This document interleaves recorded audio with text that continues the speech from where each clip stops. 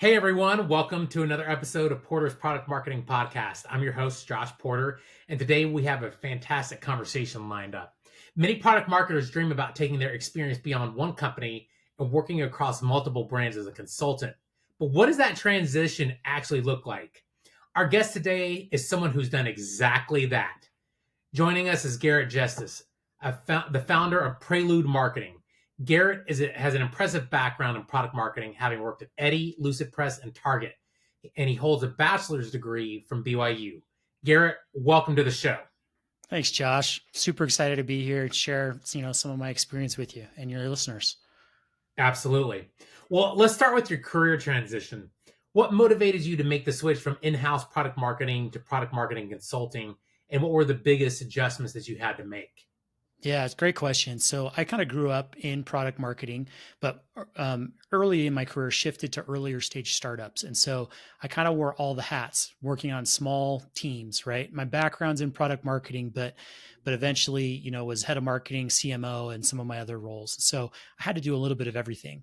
About 2 years ago, I made the transition to consulting and kind of gone back to my roots. So what I focus on is a lot of the core product marketing foundations. I help, small businesses really understand who their best fit customers are, how to do messaging and positioning that really resonates, how to figure out which channels to focus on.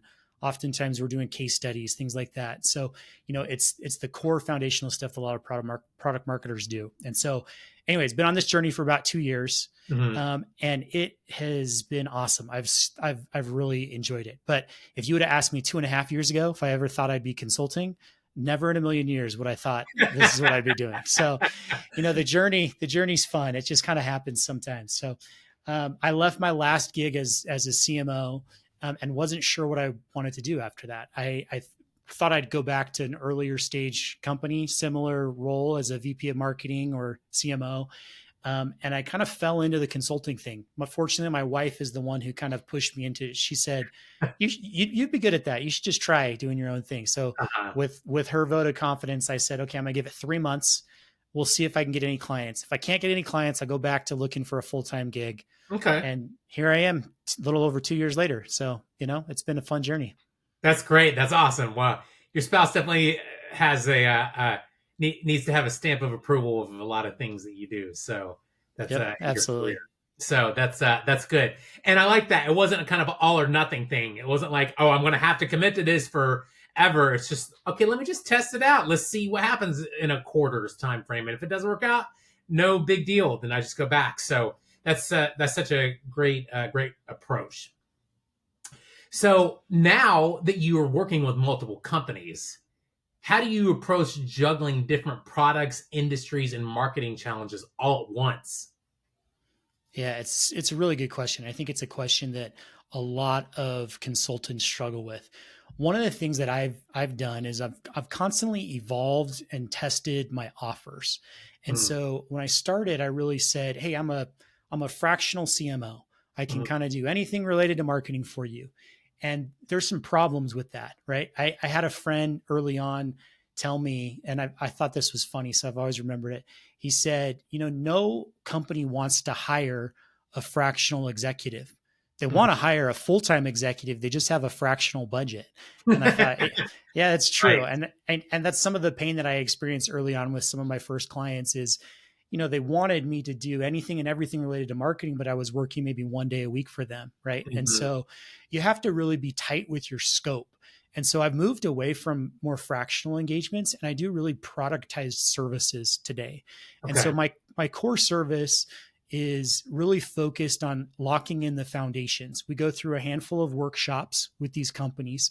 I'm usually working with B2B companies that are kind of transitioning from the early stage of finding product market fit to now, how do we scale? And that's the point where they usually start hiring marketing. They hire an agency or they hire, a full-time, marketer in-house. But before they do that, I have a strong, point of view that they need to lock in their foundations. They need to really understand which customer segments are their best ones to focus on. They really need to understand their core messaging and positioning. They really need to understand which channels they're going to focus on and why before they go hire someone to execute that. And so that's really what I end up doing. So I'd say the biggest thing is really selling productized services. It Hmm. allows me to sell the same thing over and over to companies that have the same problems. And it's a lot easier to manage when you know what the next step is in the process and everyone Right. has similar problems. You know what I mean? Yeah, yeah, and that makes sense. So what I'm hearing is this, fractional role for you specifically was a little tricky because they had all these demands of wanting someone who basically was full time, but you can only commit so many hours a week, and so that could be a little tricky. But for you, what you found was have these specific offerings so that you know exactly what you're going to do for them and how much time you're going to spend on it, and Mm-hmm. that way the expectations on both sides are managed. Yeah. And I think part of that is the size of company that I'm serving. Again, I'm working with earlier stage B2B companies, usually under 10 million in revenue. And so they either have a small marketing team or even no marketing team. And I'm working Mhm. one-on-one with the founder, right? And so they really need everything done, but I don't have time to do everything for them. But what I Sure. can do, right? I can be really specific about what I can do and what it's going to cost. Again, the great thing about that too is you get more efficient with it. You can get better results in less time and you have a set project fee, right? Or a monthly Yeah. retainer. Yeah. And so your cost per hour actually goes up, as you do this over and over and over again. That's great. Yeah, because you're able to tell them exactly what outputs they're going to get, and you know how much time it's going to take.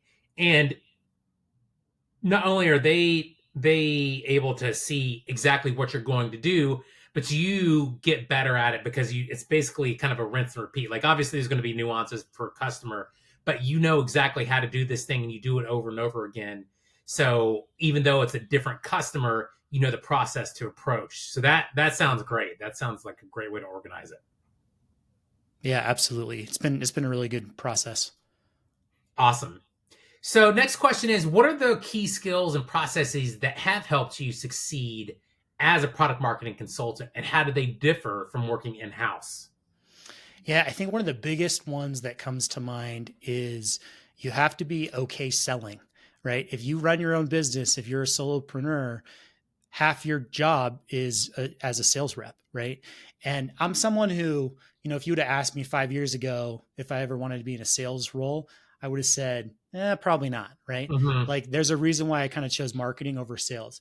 But Yeah. I've learned the last few years that it's something that I'm not bad at and something that I want to continue improving skills at. And so it's been a great, opportunity to kind of flex some of those selling skills, which I think has really helped my product marketing skills, right? You Hmm. you talk to anyone who's worked in product marketing who's also worked on the sales side of the house, and often they say that, that's a valuable experience to know, exactly what that other side of the house is thinking and what the needs Yes. are, right? When you're creating enablement assets or whatever it is. So I'd say that's the biggest is being able to sell. I had a friend early on tell me, he said, doesn't matter how full your schedule is, you can't ever stop the business development selling efforts, right? Hmm. And I didn't pay attention to him early on, and so I had some good clients, right? I felt like I was doing good. I kind of pulled off the gas there, and then wrapped up some engagements. And there's this feast and famine cycle that Yeah. often happens, which I experienced, right? And so I've been a lot more diligent with that and continue to do those types of activities, even if my schedule is full with clients at the moment, because you just always have to be selling when in your own business. ABC always been closing. Yep, that's it. So yeah, and that's interesting point you bring up about the reason I think a lot of marketing people would choose to go to marketing over sales is there's multiple reasons, but essentially marketing is sales without picking up the phone, right? Uh, and so different people have different personalities and preferences, and so it's in, having that sales experience is important. I personally have had that sales experience in the past before I got into marketing, so it definitely is a key attribute to have when acting as a product marketer. So it's interesting to kind of think about that in terms of your ability to not just do the work, but sell the work to other people constantly. So while you have these processes that you mentioned earlier, you have to always keep a pipeline of people that would be interested in using those services. So That's great, kind of big distinguishing piece about what skill that you're going to need as a consultant versus an in-house person. Yeah, I'd say the other thing that I would add to that is just a constant focus on the results, right? When someone's hiring you to do work for them, they want to know what am I going to get out of this? And when you're selling something, you need to be able to communicate these are the outcomes that you can Yes. expect from this, right? And so again, I think that sometimes you lose track of that when you work in house. I remember back to some in-house roles, and you're just kind of going through the motions, you're doing the day-to-day stuff, but you don't have someone that you're having to constantly sell to and say, I'm going to get you this result in this amount of time, right? And so I think that's the other side of that too, is Hmm. being able to get results quickly and constantly evolving my processes to test how do I do this better, right? Yeah. How do I do this ICP segmentation thing for these early stage companies better? How do I do messaging and positioning better for them so it gets better results? How do I get them quicker? Right? Yeah. How do I go through this process quicker? And so that's one of the things that I've really enjoyed too, but I think it's also helped a lot, this constant refinement of that. And it's kind of two sides, right? You're selling it, but then you also have to fulfill it and get those real results for your clients, right? Yeah, absolutely. Yes. The selling and the fulfillment are definitely, they're different skills, different strategies. And so sounds like you really got to balance that out, because to your point earlier, it's like that's great. You've got a full schedule and you could be really knocking out of the park and helping your existing clients with their projects and getting the results they need. But once that's done, then what's next? And so that constant kind of eye of looking around and getting new clients is, I'm sure, very, very important. Yeah. All right. So, with that, you are able to work with so many different companies, and I'm sure you've gained some unique insights. What are some of those most valuable lessons that you've learned, and how can in house product marketers apply them in their own roles? Yeah, I think one of the first that comes to mind is I've been shocked at my pace of learning the last 2 years, right? The previous decade before, I'd worked for two or three brands in house. And so I'd gone deep with those brands. And I was always biased. I always, I always thought that, marketers that worked for an agency or a consultancy, they didn't get the level of depth that in-house marketers do. Mm-hmm. And really, I think that there's some real caveats to that. I think that that can be true, but in many instances, you get a chance to go a lot deeper. My pace of learning has been significantly accelerated because I've focused on working with 10, 15, 20 companies over the course of Mm, a year and interesting. refining processes. So, I mean, that's been really fun. It's been really enjoyable for me. Like, I've been able to go deep on best practices for ICP creation, segmentation, customer research, messaging, Right. positioning, right? Like, I'm constantly refining my process. I feel that much more confident in my ability to do it and do it really well because I'm doing it over and over and over again, right? And Yeah. so that's one of the things that I think has been really interesting for me. I'd say, how does that apply to in-house marketers, right? Mhm. Well, I think that one of the things is focusing on the skills of the things that you want to get better at or that you're already really good at, right? Yeah. There's opportunities, especially when you work in early stage companies, you just get stretched so thin Hmm. where you go an inch deep and a mile wide. And as much Right. as you can take ownership of one or two things and go deep and continue doing it over and over and over again, that's how you're going to increase, your capacity to do it better. And so that's one of the things, again, I've learned working in consulting, but wish I would have done even better when I was in house, right? Pick those things that you're good at and say, this is what I'm owning, and continue to refine that process. Yeah, I love that. That's really interesting. So that really comes down to understanding a specific area that you can perform really well in, and then going deep on that. You've been able to kind of compare and contrast with years and years of being in house, and then the last couple years being outside, doing your own kind of consulting work. But through that, working with 10 or 15 different companies a year, you're able to choose a specific skill or area or deliverable that you've been able to go deep on, but multiple times. and has really improved your skill. And that actually that absolutely makes sense for in-house product marketers. Is what are you so good at that you should really get some depth on, because that's how you're going to really excel. Is, are you really good at go to market? Are you really good at messaging? Are you really good at understanding customers? Though, pick whatever that is and go deep. And so that absolutely makes a lot of sense. Yeah, there's so many disciplines that can fall under product marketing, right? Mhm. That if you're, especially if you're the only product marketer on a team, Yeah, you have to really pick and choose. Like, what do we need, and what am I going to be best at? And so, again, otherwise you go an inch deep and a mile wide, right? The one thing I will say though too is every single product marketing discipline, again, whether it's win loss, whether it's messaging, positioning, whether it's segmentation, go to market, whatever, it all comes back to and starts with the customer.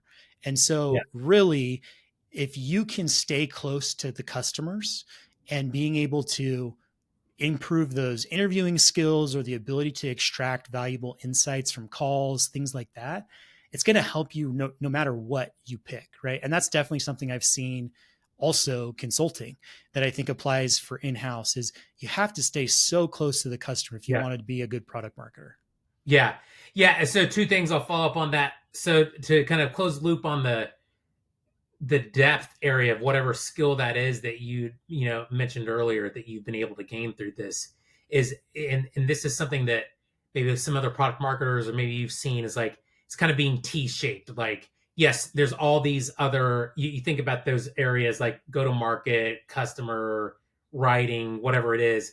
Each one of those areas are what a full stack product marketer should have skills at least at some level. But then there should be at least one area where they go super deep on, and that's where they gain their proficiency. And sometimes you also see pie shaped, like pie, Mm-hmm. like Yep. the symbol pi. And so maybe two areas that you have depth on. So that absolutely is consistent with what you're describing.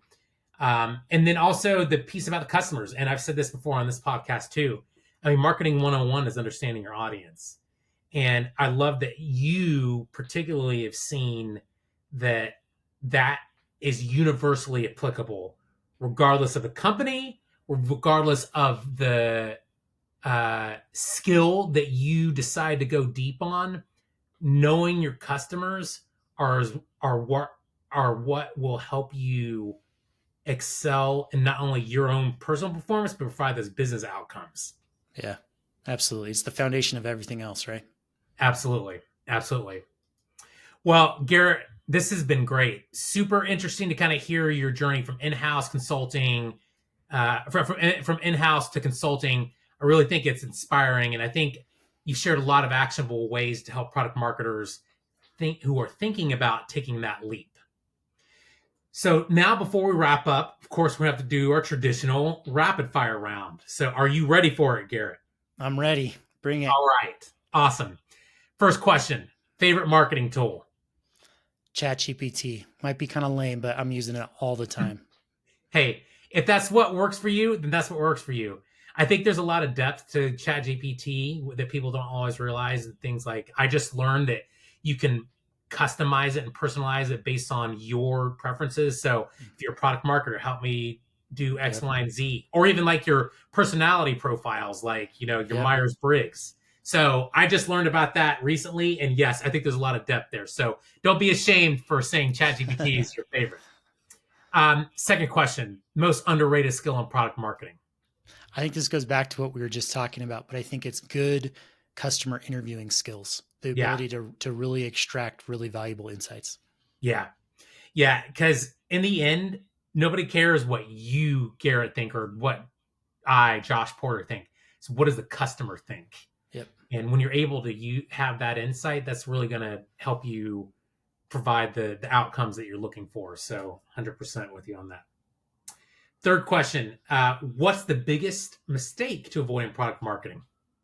So I think that in product marketing, you have to be careful to not focus too much on strategy and miss the tangible results that you need to provide, right? Product marketing is a very strategic discipline. That's why a lot of us are drawn to it. I love, business strategy, go to Yeah. market strategy, and that's Yeah. why I'm drawn to it. But at the end of the day, strategy is nothing without execution. I also Yes. think execution is nothing without strategy. So it's two sides of the coin, right? You need both Right. of them. But Yes. sometimes as product marketers, we can tend to gravitate more to that strategy side of the coin. Mhm. You got to Yeah. balance it with the tangible outputs and execution.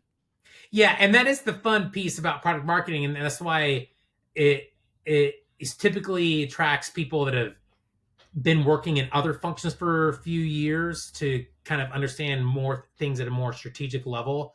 So yes, that strategy piece is super fun, but yes, to your point, without results, it doesn't matter. All this kind of academic, scientific thoughts on how to go to market or how to describe this product fall flat unless you actually have results that come from that, whether that's revenue or pipeline. So I'm with you on that.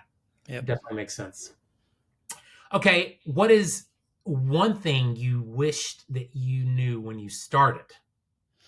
Yeah, it's a good question. I was thinking about this before we jumped on here, and I think one of it is one thing that comes to mind is really the importance of product marketing.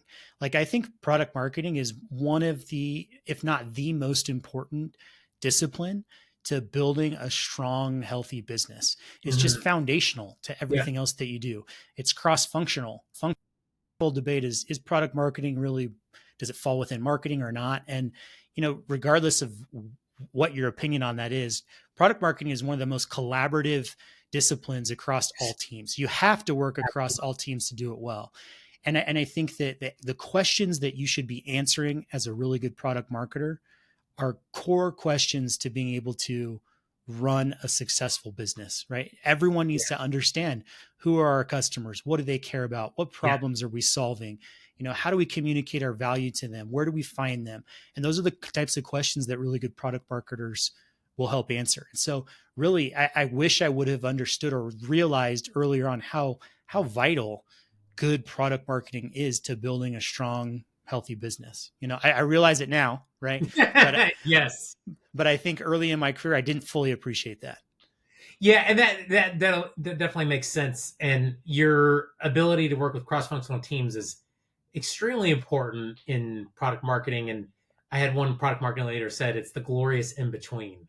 Mm-hmm. So you have to be able to manage a bunch of different stakeholders from different functions, but that ultimately helps tie you to understanding of how the business is operating, not just in one particular area. Yep. So I think that's absolutely good insight. Okay, final question. Favorite podcast? Of course, this one, right? Come on, Josh. Stop it, Garrett. Some more, more. All right. Well, awesome answers, Garrett. Thank you so much for joining us today, and thanks for sharing your insights on making that transition of in-house product marketing to consulting. You bet. Thanks for having me, Josh. Really appreciate it. It was fun. Absolutely. And to our listeners, thanks again for tuning in to Porter's Product Marketing Podcast. If you enjoyed this episode, please be sure to subscribe, leave a review, and share it with your network. We'll be back soon with more expert insights to help you level up your product marketing skills. Until next time, keep innovating and keep driving impact.